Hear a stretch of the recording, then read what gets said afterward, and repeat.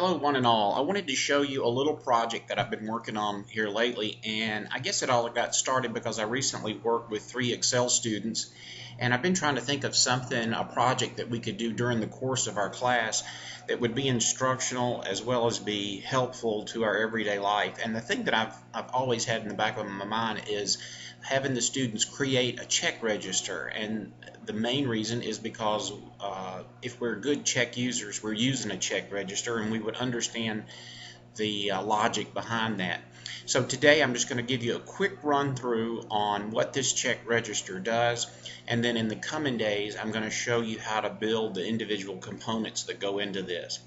Alright, so what we've got starting, I'm just going to say starting in cell B6 is the first row in this check register, and this thing is set up so that it goes down about 500 rows. Let me maybe go over to the far right column and we'll see exactly how many rows. Yeah, down to row 500.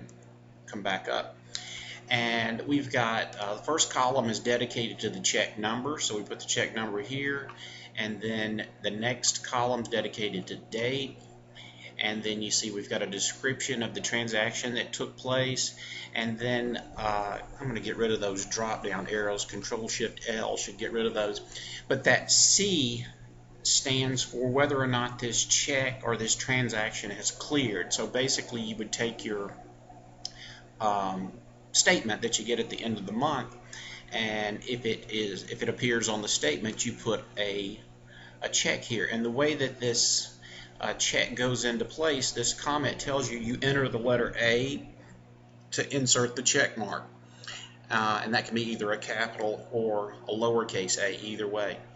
And then next is the category, and what I've done is all of our transactions fall into one of about say a dozen or 10 different categories, and you see those categories over here. So we've got charity, clothing, it's a deposit, it's food, it's healthcare, insurance, kids, shelter, taxes, transportation or auto expense, and utility. So those are the categories that I've come up with. Now this list will grow and you can add to it, and then those items will show up over here.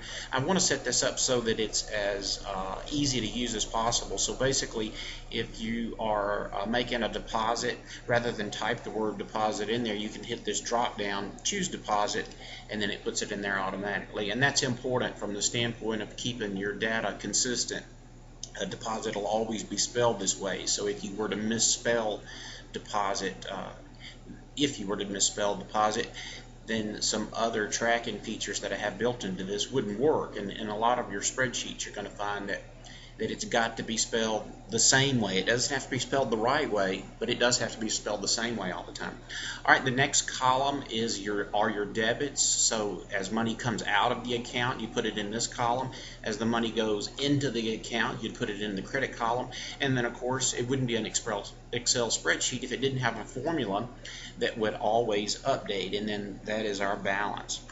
So that's the body of the check register. It should look a lot like the check register that's in your actual physical checkbook. Another thing that I want to show you that I've got set up in here, I try to use a handful of comments, and as you saw here, enter the letter A, and that's just to remind you on how to use it. Over here I have tips, so when I float on this cell, we see that Control Shift and L is a shortcut for filter, and that's kind of handy. Control Shift L, and then it puts the drop downs here. So if I wanted to filter for category and show only the charities that we've given to, put a check mark there, hit OK, and so now we see we've got one charitable donation that came out of this check register. I'm going to clear that filter, or if we wanted to, let's say we wanted to look at all of the transactions that took place in the year 2004, hit the OK, and then it's filtered down to that. So this filtering can be a very, very powerful and beneficial feature. Let me clear that filter. I'm going to do Control Shift L, and that'll remove those drop down arrows. Another tip I have over here is that the capital A or the small a will insert the check mark, and so that's something we saw there. The other thing I want to just quickly show you, and then we'll wrap it up for today, is these various categories are living, breathing formulas over here. So there's a formula in this cell that is going through the check register, and for every time we enter a category of charity, it's creating a total. So we've had a total of $125 in charity, $10.75 in clothing, $11,047 worth of deposits, and on and on and on. So this total is changing as we make further transactions. Also, this bar graph is changing as new transactions are taking place.